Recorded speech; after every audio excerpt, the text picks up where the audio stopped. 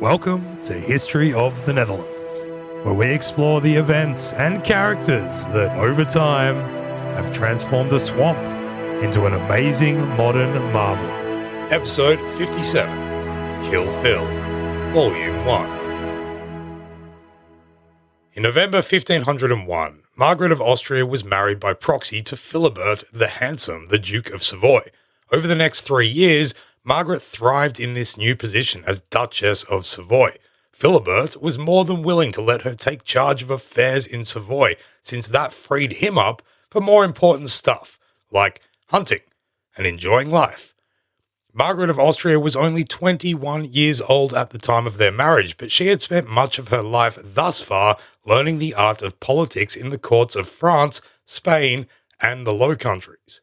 She was more than prepared for the challenges she would face in Savoy. For this remarkable woman, however, tragedy never seemed too far away, and in 1504, after just 3 years of marriage, it once more cast its net over her life when Philibert died suddenly after a hunting trip and Margaret of Austria became, once again, a grieving widow. First things first. You probably remember that Margaret of Austria's brother was Philip the Handsome, the Duke of Burgundy and Archduke of Austria. If you listened to the intro just now, you know that this episode is going to focus on her second marriage, that to Philibert the Handsome, the Duke of Savoy. That's two people called Phil, both of whom were apparently handsome enough to earn the epithet. That's right, it is a truly handsome Phil, of Phil the Handsomes. To keep things simple, we are not going to call them both Phil the Handsome, but instead refer to them as Savoy Phil and Habsburg Phil. This episode and the next are going to be a double act, each revolving around the death of a Phil, both handsome, and the effects that those deaths had on Margaret of Austria's life. Today we introduce and kill off Savoy Phil. Begin scene, Kill Phil, Volume 1. We last left the Burgundian court with Margaret of Austria being betrothed to Savoy Phil in the summer of 1501. You'll remember that through the lens of dynastic power plays, Margaret was an extremely valuable asset. The question of who she would marry was one that vexed European diplomacy after the death of her first, technically second, husband, Prince Juan, in 1497. In the end, however, the decision, made by Maximilian and Habsburg Phil, her brother, was for her to marry Savoy Phil. This satisfied the divergent interests of both her father and her brother due to Savoy's proximity to both Italy and France. Given what we know about Maximilian's grand designs on Italy, having an ally in Savoy would allow the movement of imperial troops into the Italian peninsula. For Habsburg Phil, it would further lubricate a peace with France that, despite his father's ongoing enmity therewith, he actively sought in his role as the Duke of Burgundy. The marriage was formally agreed to in Brussels on September 26, 1501. From her brother she received a dowry, or at least the pledging thereof, of 200,000 Flemish pounds, paid in 10-year installments, while her new husband assured her an income in the case that she survived him. Spoiler alert, she would survive him. As a kicker, Savoy Phil was then welcomed into the Order of the Golden Fleece. Having had yet another diplomatic marriage arranged for her, one could possibly understand Margaret showing some resistance to the continuation of such a pattern. As we mentioned in episode 54, when the deal was done, her brother gave her a document to sign, declaring that she had been put under no pressure in agreeing to the union. Margaret refused to put her name to it, however. While she did not explicitly object to the marriage, the refusal to sign the paper is an indicator that, in the words of her biographer Jane de Jong, she was showing herself, quote, to be no longer the totally will-less pawn of whom ambition and arrogance could dispose at pleasure, end quote. Yet disposed Margaret was, the terms of her life having been agreed to once more by parties who were not her. She set off through France, an account of which is provided by our old mate Molinet. Savoy Phil had sent up a great host of knights and other luminaries to escort her, and Habsburg Phil, her brother, fronted up the dosh to allow a great company of Flemish nobles to join her, feasting, picnicking, gaming, and drinking as far as Geneva. It was to be a travelling spectacle, and one can't help but compare it to a previous wedding procession in which she had gone by ship to Spain and thought she was going to drown at sea a virgin. Of course, there had also been one other wedding procession prior to that, but given that she was 3 years old at the time, she probably didn't remember it. She left in October 1501, accompanied for a short time by Margaret of York, who had likely been the most consistent and reliable character in the younger Margaret's life, dictated as it had been by the whims of her father, fate, and fortune. When the two Margarets said an affectionate goodbye a few kilometres outside of Brussels, it was, sadly, the last time they would see each other. Over the next month, quote, "The whole journey was a kind of triumphal procession," end quote, in the words of another of Margaret's biographers, Marian Andrews, who, writing under the male name Christopher Hare, scribed the book A High and Puissant Princess in the early 1900s. Margaret's journey took her through Champagne on what essentially boils down to a local food and drink tour. Molyneux tells us all about it. Fair warning though, the following quote is our translation of Molyneux, which is, as it were, Google's translation. We don't speak French, and nor do we intend to. I also can't remember if we have said this before, but as far as we can tell, there is zero, geen published English translation of Molyneux, which seems remarkable. If there are any young or old Francophilic students out there looking for a project to get your teeth into, we would have found that very useful. Again, il n'existe pas de traduction de Molyneux en anglais. Anyway, just saying, here's Molyneux talking about Margaret coming into the capital of Champagne, a city called Reims, which somehow comes out in French as Reims, which is the noise I make when I fall asleep on the couch. Quote, "Those of the town," that's Reims, "came to meet her. The streets were hung with tapestries, and 4 gammons of hippocras, which is mulled wine, a deer, a wild boar, kids, peacocks, pheasants, partridges, roebucks, and rabbits were presented to her. From Reims to Chalon, where those of the town similarly came to meet her with 60 torsos," that's where a proper translation might help, "and Lord Dorfal, governor of Champagne, came to meet her and presented her with 4 hogsheads of wine, kids, calves, peacocks, and pheasants, etc. From Chalon to Assy-sur-Aube, from Assy to Troyes in Champagne, where those from there came to meet her. As above, to meet her came the Prince of Orange and the Lord of Brienne, well accompanied, and led her to the church of Saint-Pierre, where the dean presented to her a herring, venison, and poultry, and the bishop, where she was lodged, gave up the keys to the cellar for his state, and at the entrance to the town, Madame de Brienne and her 2 children, the Count of Rossi and the Lord of Rissel, curtsied to her, and there were several choirs of singers. From Troyes, she came to Bar-sur-Seine, where she celebrated her Saint-Martin feast. She was presented with 2 gourds of wine." End quote. I'm full just reading that.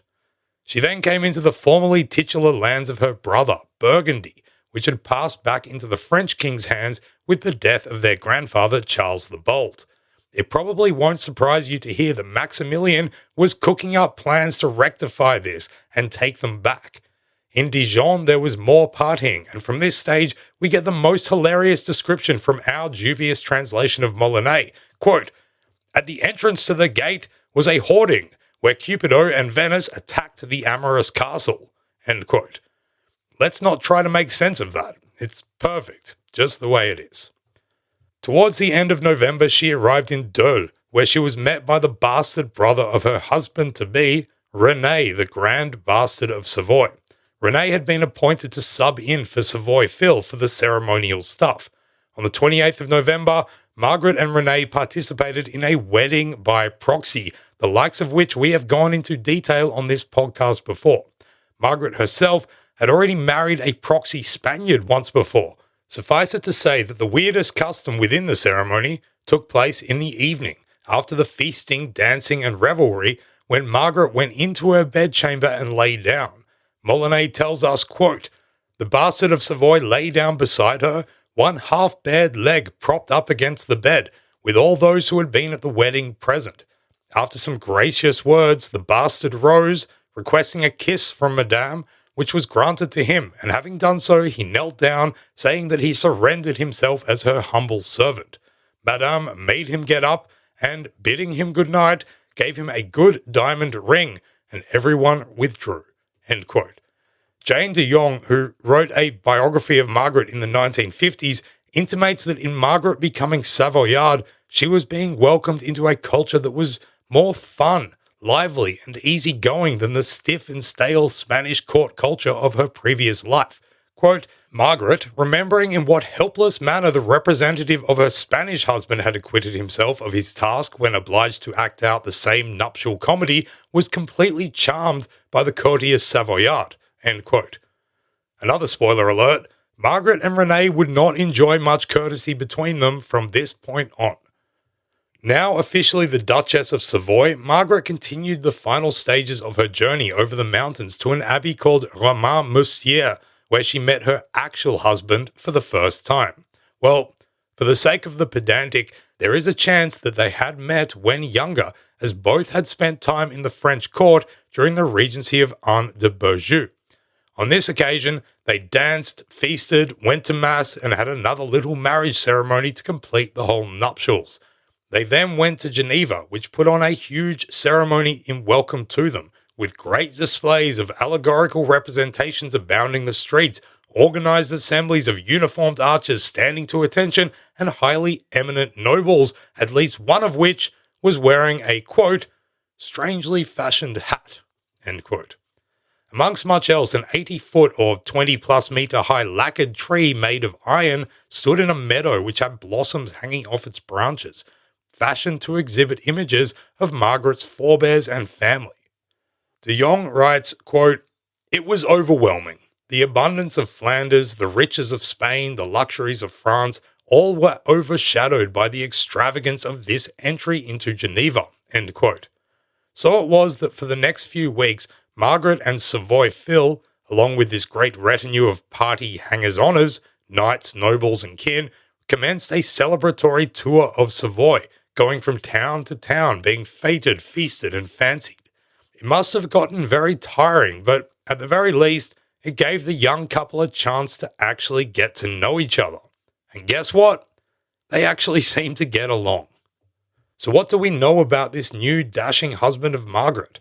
In the French words of a man called Jean Le Maire de Belge, who was Molinet's godson, and who, a few years after these events, would become Margaret's court chronicler, he was, quote, "Monseigneur Philibert, Duke de Savoy, fort et puissant et beau, grand personnage et jeune. Monseigneur Philibert, Duke of Savoy, strong, powerful, handsome, of great personnage, and young." We're just going to call personnage an English word, I think. The general consensus on Savoy Phil is that he was one of your classic warrior princes, gallant and chivalric, but not particularly interested in the tedium of governance and administration. If he was not at war or hunting, he was happiest celebrating festivities, dancing, feasting, etc., and dabbling in a touch of ceremony or pomp, such as what was now undertaken in these lavish introductions of Margaret to her new subjects.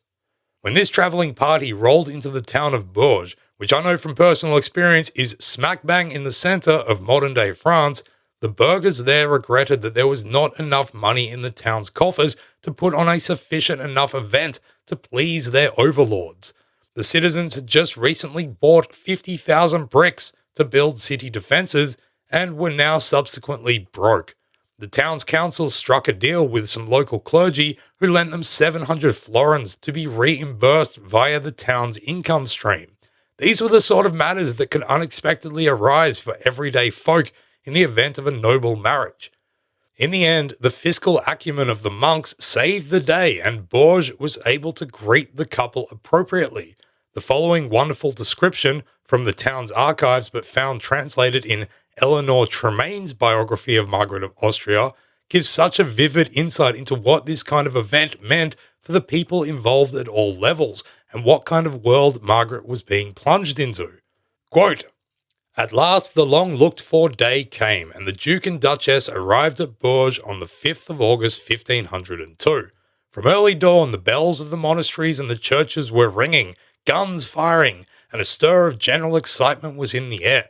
The picturesque wooden houses were hung with coloured tapestries, decorated with 500 escutcheons bearing the arms of Savoy and Burgundy.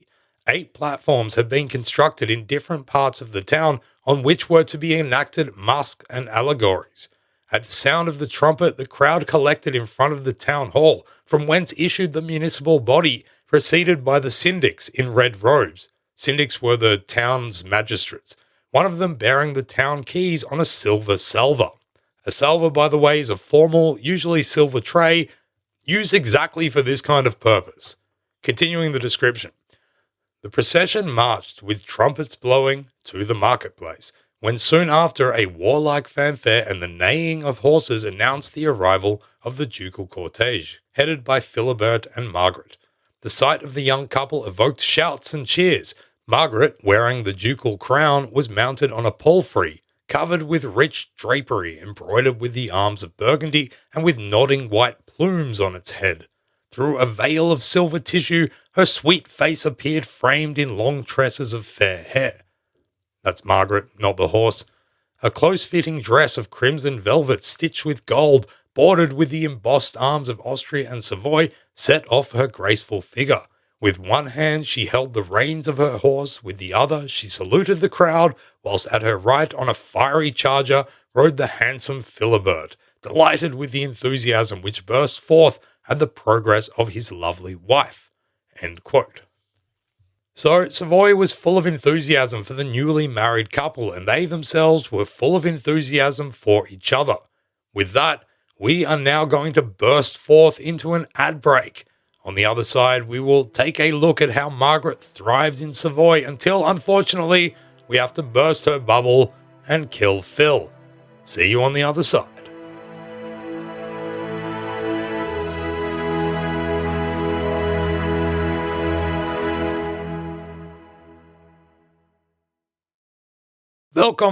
Welcome back. Margaret and Savoy Phil took up permanent residence in a castle called Pont-d'Ain, and life in Savoy began to unfold. The location was beautiful and surrounded by forests, which suited both Savoy Phil's and Margaret's enjoyment of sport, mainly hunting. That is to say, Philibert certainly enjoyed those things, and Margaret took great care to join him in what became the idyllic model of a double ducal act. However, as de Jong put it, quote, her real interest, which with the years was to grow into a passion that completely absorbed her, lay elsewhere. Affairs of state and foreign policy in particular fascinated her. End quote. In this new marriage, Margaret felt empowered enough to literally take over the governance of the duchy, which she would come to rule unhindered for the next 3 years. This, however, was not something that just fell into her lap. When it came to first taking the reins of power in Savoy, she had to reach out and grab them, and it was not from her husband that they needed to be extricated, but rather from the man whose bare shin she had briefly shared a bed with on the night of her wedding by proxy, the Grand Bastard of Savoy, René. Seemingly by Savoy Phil's consent, who cared not for the mundane, René had for some time been established as essentially the Prime Minister of Savoy, acting on behalf of Philibert in the general decision-making. Philibert had officially legitimized him in 1499 and appointed him to the position of Lieutenant General of the States of Savoy. For Margaret, the daughter of an emperor, and a woman who had suffered so much as a result of having others making decisions, this was just not going to fly. Her first months in Savoy may have been one big party, but once that had come to an end, she was intent on getting down to business. She had spent her life in the courts of 4 of Europe's biggest powers and at different stages of her life had enjoyed the influence of some of Europe's most powerful women. Strong female role models in the form of Anne de Beaujeu and Isabella of Castile had spent much time with Margaret and given guidance in both private and state matters. Both had shepherded Margaret through seminal times in her life, and their examples gave her no reason to believe that she could not rule fairly in her own right just because of her gender. Of course, this was still a male-dominated world, and she would never have been able to frame it as such.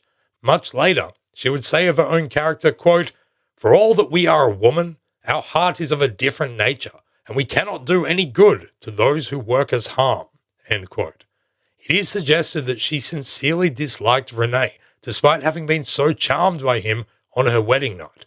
Whether this is true or not, Margaret set about dismantling him in a fashion that would not be out of place in the book The Prince that Niccolo Machiavelli would publish in Italy only a decade after these events. The first thing Margaret did was a simple but powerful move. Savoy was an imperial fief, and the emperor was, well, her father. In 1502, she got Maximilian to override Savoy Phil and revoke the legitimacy that Renee had earlier wrangled out of him. This would have found Renee floundering somewhat, but Margaret knew that she would have to totally sever the ties between the half-brothers if she was to completely rid Savoy and herself of Renee's influence. She got in the ear of the court preacher who sermonized on her behalf, turning to Savoy Phil and appealing that he, quote, "drive out the thieves who were in his household, who were leeches sucking the blood of his unhappy subjects," end quote. To top it all off, she successfully had Renee accused of treason and of going into cahoots with some Swiss. Renee, having been stripped of his legitimacy, requested his half-brother that he may at least retire peaceably to his lands. But Savoy Phil was clearly incensed. Quote, "I wish you would not only retire from my court, but also from my state, and that within 2 days, on pain of death." End quote. Renee was stripped of his possessions and forced to flee to exile in France. He would actually go on to have a pretty spectacular career following this, but for now, we don't care about him anymore. Margaret has successfully cleared her path to power. Jane de Jong pondered about this situation. Quote, "Had the accusation of the Grand Bastard been grounded on a real misdeed, or was she already making use, in this her first political appearance, of those means justified by their end, of which her generation always knew how to avail themselves with so much ingenuity?" End quote. Once Renee had been dealt with, Savoy Phil pretty much went on hunting and being princely while Margaret did the governing. For what it's worth, Marion Andrews implies that over the next years, Philibert was quite progressive and partook in policy making more than he is often given credit for. In the continuous tension between the Empire and France played out in towns and on battlefields in Italy and Gelders, Savoy under Philibert and Margaret remained neutral, allowing Savoyard men to hire themselves out to both sides, and Savoy Phil even escorted the French king Louis XII and his army through Savoy on the way to Milan, in return for 30,000 livres a month for his troubles. He was apparently more open and tolerant to Jewish settlers in his lands, and, alongside Margaret, was intent on creating more hospitals and schools for his people. How much of that is Margaret's influence over his own volition is totally unclear. However much he was involved in those bigger issues, however, Margaret doubtlessly sat in the driving seat of everyday governance. She surrounded herself with experienced and trusted advisors who had been with her in Spain and the Low Countries. One of them would go on to become a cardinal, and another, Jean de Marnix, was the grandfather of the most famous Marnix in Dutch history, who's a captain for those damn boat guys. No, that is, being the poet and musician Marnix of St. Aldegonde, after whom many streets in the Netherlands and Flanders remain named to this day. Marnixstraat. We generally get the idea that Margaret spent these years honing her craft as an able stateswoman, garnering a reputation as such during a small period which enjoyed relative peace between the major powers.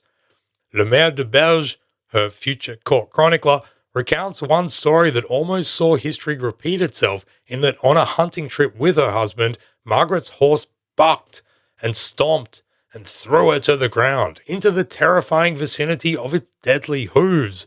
Tremaine described the scene, saying the Duchess, quote, "fell under its feet, the iron-shod hoofs trampling on her dress, disarranging her hair, and breaking a thick golden chain which hung from her neck. All those who witnessed the accident were paralyzed with terror, believing the Duchess could not escape alive, and recalling a similar accident in which her mother, Mary of Burgundy, had lost her life, but Margaret had a miraculous escape, and got up without any harm beyond a severe shaking." End quote. While things were good at home, on the international scene, pieces were moving and positions were turning, mainly on the pivot that was her brother presumptively becoming the next King of Castile.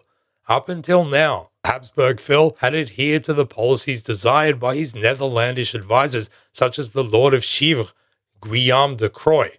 This had meant peace with France, not waging war on Gelders, and maintaining the Intercursus Magnus, the beneficial trade pact that had been made with England. However, in 1504, Isabella of Castile died, meaning that Habsburg Phil's wife, Joanna, was set to inherit her titles.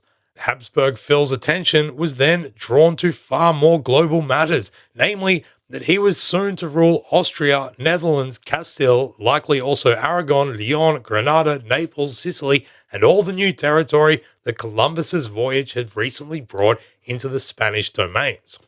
Clearly, Habsburg Phil valued Margaret's opinion on these matters, as he visited twice with her on his way back from Spain in the first half of 1503, which we will talk more about in the next episode.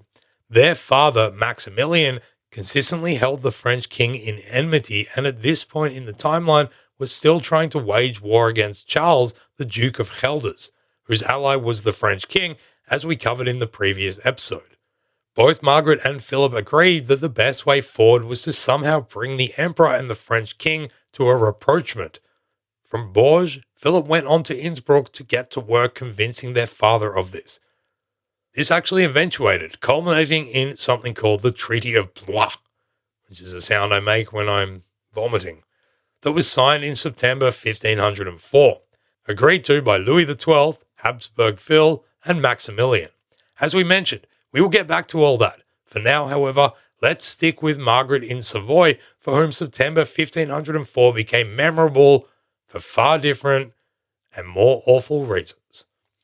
In the account of what befell her, given primarily by Jean Lemaire de Berge in his work La Couronne Margueritique, which was ably conveyed by Margaret's biographers, but which again is not translated into English and should be, we are painted a picture of a hot and stagnant summer in which all pursuits of fun and activity had to cease in the Savoyard court.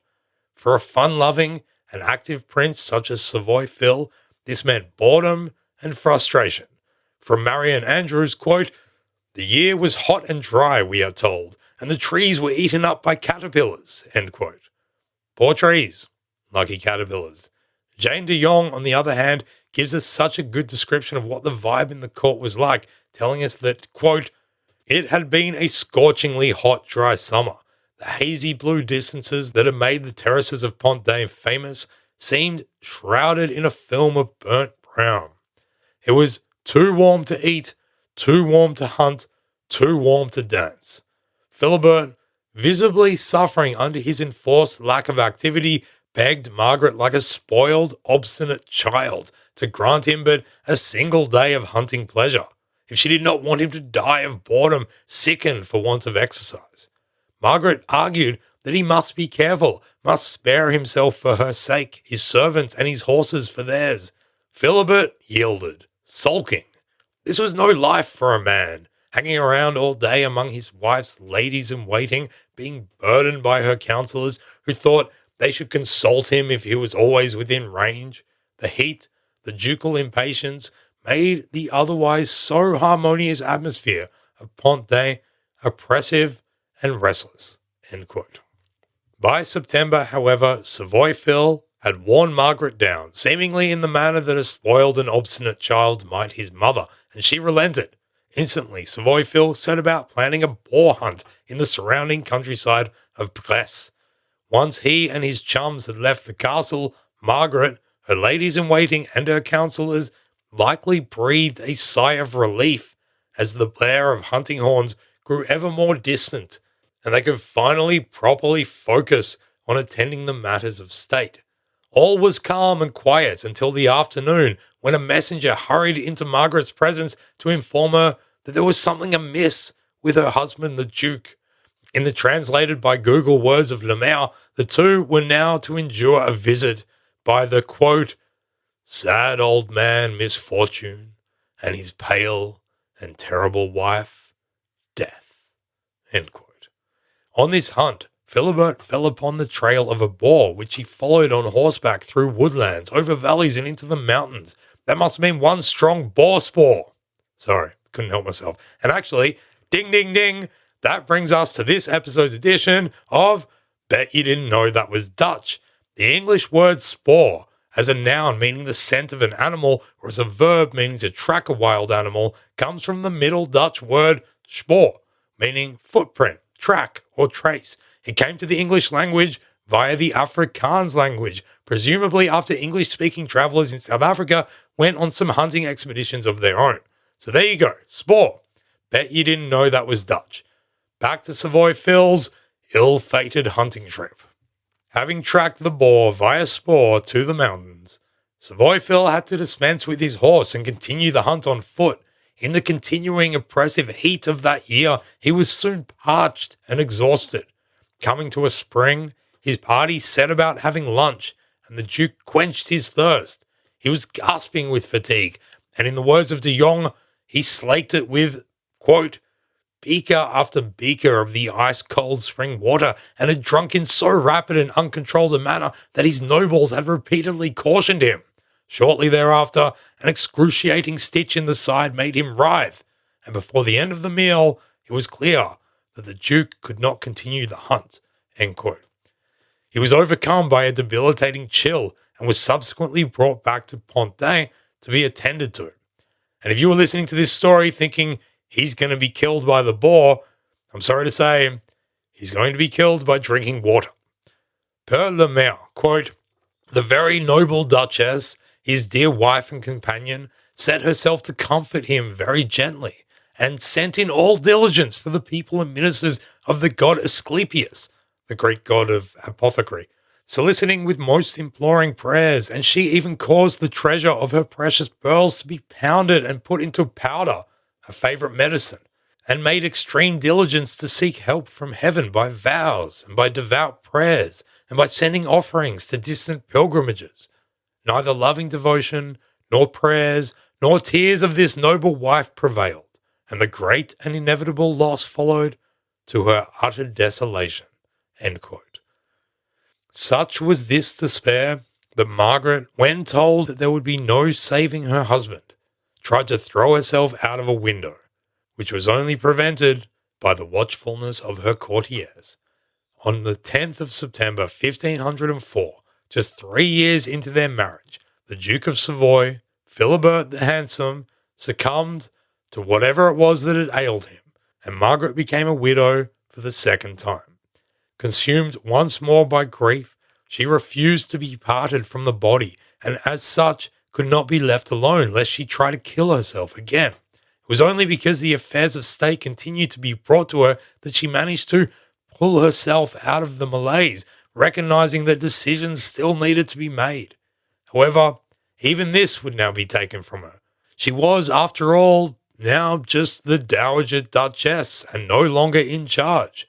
Philibert was succeeded by his 18-year-old half-brother, Charles III, and as far as Savoy was concerned, Margaret no longer had any meaningful political role to play.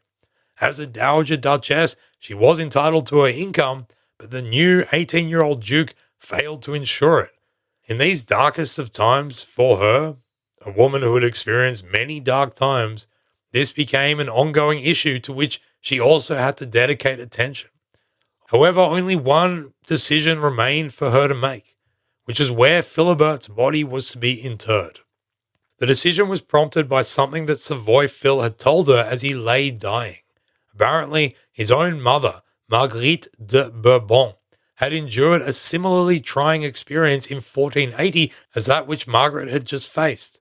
Philibert's father, the Duke Philip II, had himself suffered a seemingly fatal hunting accident, breaking his arm and looking like he was going to float off to meet his maker.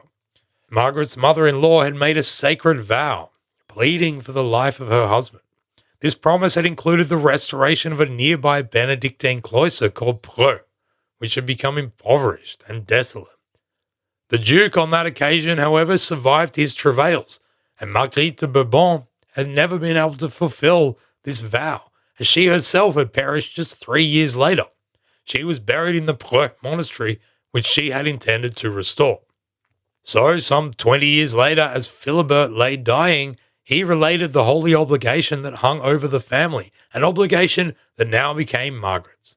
6 days following her Savoy Phil's death, his embalmed body was taken to be buried next to his mother, except for his heart, which Margaret kept with her at Pondain, where she would spend much of the next 2 years, entangled as she was in the Savoyard affairs, the matter of her dowry, and the desire to fulfill the holy oath.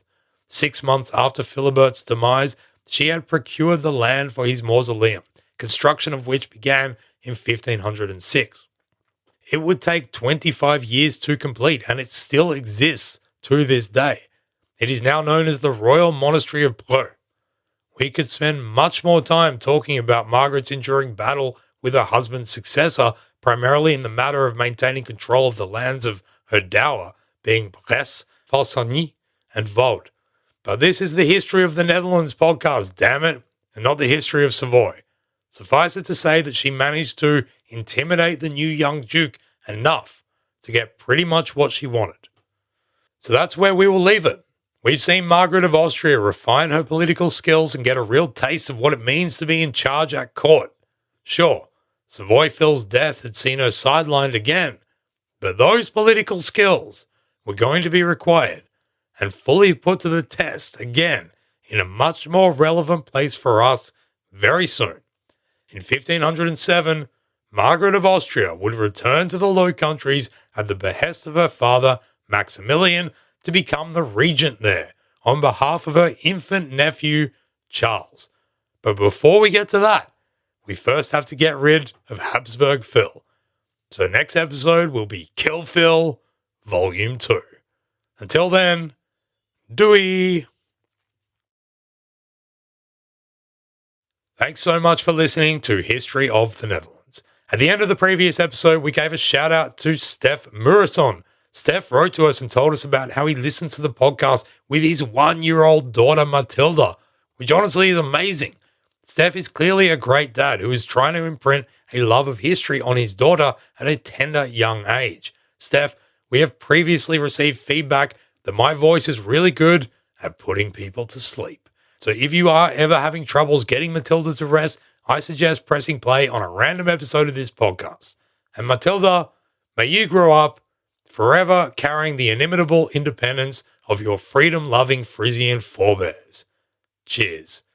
Or, cheers, eh? Give me some chips.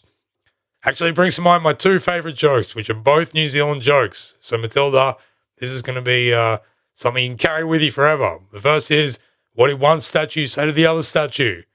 Statue, bro? And the other one is, what's a Hindu? Lays eggs, bro.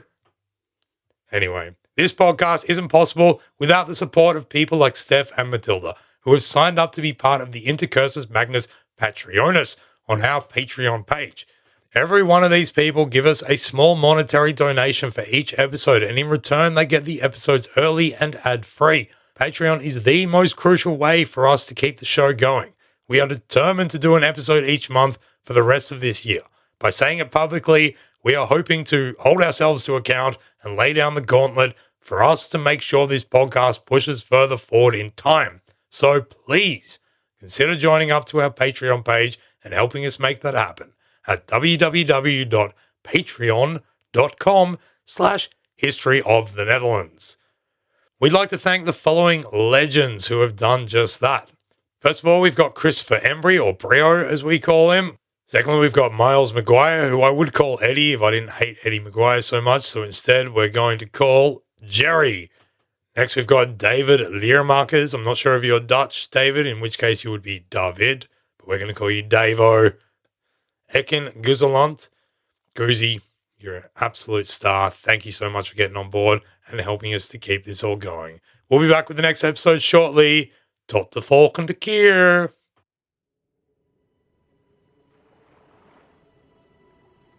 Thanks for listening to History of the Netherlands. You can get detailed show notes at our website, historyofthenetherlands.com. From there, you'll be able to find other podcasts and projects that we've created. This is a production of Republic of Amsterdam Radio.